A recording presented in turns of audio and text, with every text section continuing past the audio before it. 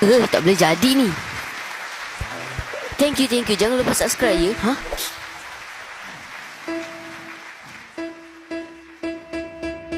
Ih. Berani kau curi audiens aku ya? Itu soalan ke cemburu, brother? 1, 2, 3, 4, 5. Wahai makhluk gua, lebih baik kau balik sahaja.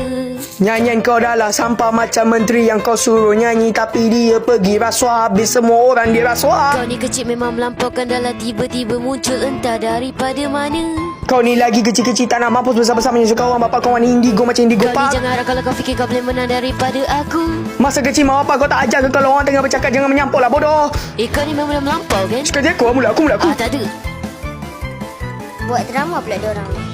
Kau tu cacing je lebih baik burung makan. Ada hati nak nyanyi dekat sini pula. Body shaming pula mamat ni. Jom kita hantar bang. Jom. Janganlah rupa mak kau hijau. Kau ni? Jom lawan pedang.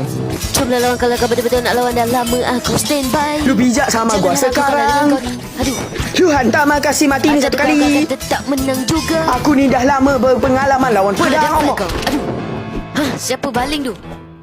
Bapa. Pengantin. Main-main baling pula diorang ni. This is my time to shine. Whoa. Sini lah.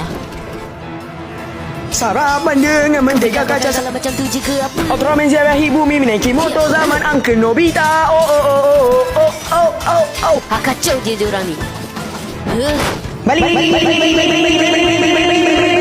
Tak boleh jadi. Walaupun tak ada pedang, aku boleh guna gitar. Kau ni bukan lawan yang sekadar aku. Kau fikir sebab kau cosplay Adam aku nak goyang? Weh, aku rasa benda ni nak meletup lah. Kerja bagus. Walau weh, power guard dia ni. Hebat juga kau kecil. Tak guna punya hijau. Mampus korang.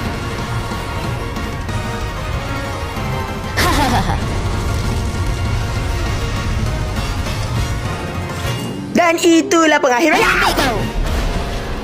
Weh, dia hidup lagi ke? InsyaAllah tak.